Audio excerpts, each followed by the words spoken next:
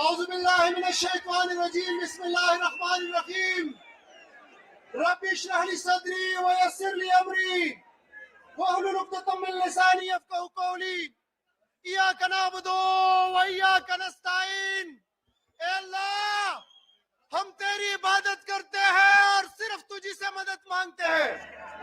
Stage پہ بیٹھے قابل احترام وزیر اعلیٰ خیبر پختونخوا سہیل آفریدی صاحب، محمود خان اچکزئی صاحب، علامہ ناصر راجہ صاحب، اور اس کے علاوہ جتنے یہاں پہ ہمارے قائدین اور کارکنان بیٹھے ہیں۔ شارٹ بات کروں گا ساتھیوں، کل میں ایک غیر منتخب شخص کی پریس کانفرنس سن رہا تھا، آپ نے بھی سنا ہوگا، اور اس نے 4 کروڑ عوام کے مینڈیٹ والے وزیر اعلیٰ کے اوپر 145 رکنے اسمبلی کے قائد ایوان کے اوپر جمہوری مینڈیٹ رکھنے والے عمران خان کے شہر کے اوپر حملہ کیا۔ او بھائی تمہیں پتا ہونا چاہیے کہ وہ غیر منتخب شدہ نہیں ہے، وہ خیبر سے 40,000 ووٹ لے کے آیا ہے، وہ 145 رکن اسمبلی کا قائد ایوان ہے، وہ 4.5 کروڑ عوام کا منتخب وزیر اعلیٰ ہے، اور سب سے بڑھ کے وہ 24 کروڑ عوام کے لیڈر جو اس سسٹم کا باپ ہے، وہ اس کا انتخاب ہے۔ تمہیں پتا ہونا چاہیے جب تم اس کے خلاف عرضہ سرائی کرو، میں نے تو نہیں دیکھا کہ جب تم نے مریم کے خلاف کچھ کہا ہو، میں نے نہیں دیکھا کہ تم نے مراد علی شاہ کے خلاف کچھ کہا ہو، میں نے نہیں دیکھا کہ تم نے بلوچستان کے وزیر اعلیٰ کے خلاف کچھ کہا ہو۔ کچلی کیا ہو رہی ہے تمہیں؟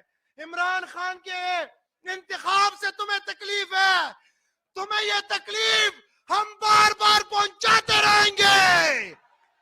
خیبر پختونخوا کی عوام سہیل آفریدی کے پیچھے سیسا پلائی دیوار کی طرح کھڑی ہوگی انشاءاللہ تعالی، اور تمہارے مذموم مقاصد کو خاک تلے دفن کرے گی انشاءاللہ تعالی۔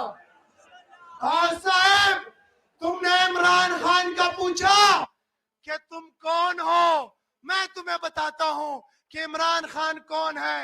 عمران خان نے کہا کہ جب تم پیدا بھی نہیں ہوئے تھے میں پاکستان کے لیے عزت لایا تھا۔